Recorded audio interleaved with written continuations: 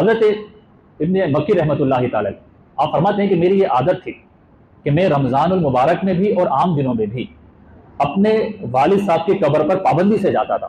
تو ایک مرتبہ رمضان کا مہینہ تھا، میں فجر کی نماز پڑھتے ہی قبرستان گیا اپنے والد کی قبر پہ. اب میں وہاں پر بیٹھ کر قرآن کی تلاوت کر رہا تھا.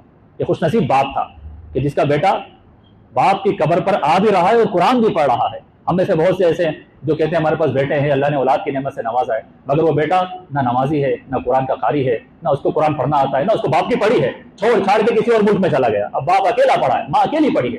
دین کی تربیت ہم نے اپنے بچوں کی نہیں ہوتی.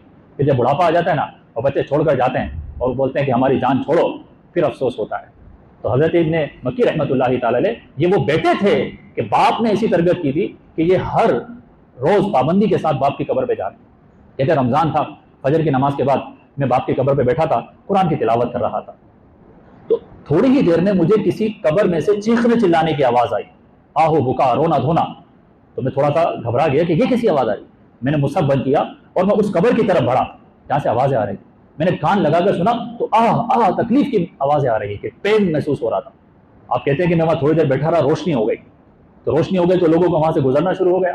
تو میں نے کسی بندے سے پوچھا کہ اس قبر والے کو جانتے ہو؟ تو ایک بندے نے کہا ہاں میں جانتا ہوں. اس نے جب مجھے تعارف کروایا تو مجھے یاد آیا اس کو تو میں بھی جانتا ہوں. آپ فرماتے ہیں وہ شخص نمازی تھا، قرآن کی تلاوت کرنے والا تھا، تہجد پڑھنے والا تھا، رمضان کے روزے رکھنے والا تھا، وہ ہر طرح کی نافرمانی سے بچتا تھا. میں حیران ہو گیا کہ پھر اس کو یہ عذاب کیوں ہے، یہ سزا کیوں ہے. آپ فرماتے ہیں میں لوگوں سے پوچھنے لگا کہ آپ اس کو جانتے ہو؟ سب کہتے تھے بڑا نیک آدمی تھا، بڑا نیک آدمی تھا.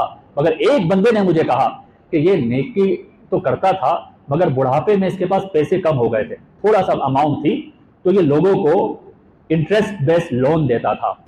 سود کا کاروبار کرنے لگا کہ مجھ سے قرضہ لے لو اور ریٹرن میں مجھے انٹرسٹ دے دینا. موت سے کچھ سالوں پہلے اس نے یہ بزنس شروع کیا تھا. لگتا ہے اللہ سبحانہ و تعالیٰ نے اس ربا کی وجہ سے، انٹرسٹ کی وجہ سے اس کو عذاب قبر میں مبتلا کیا ہے.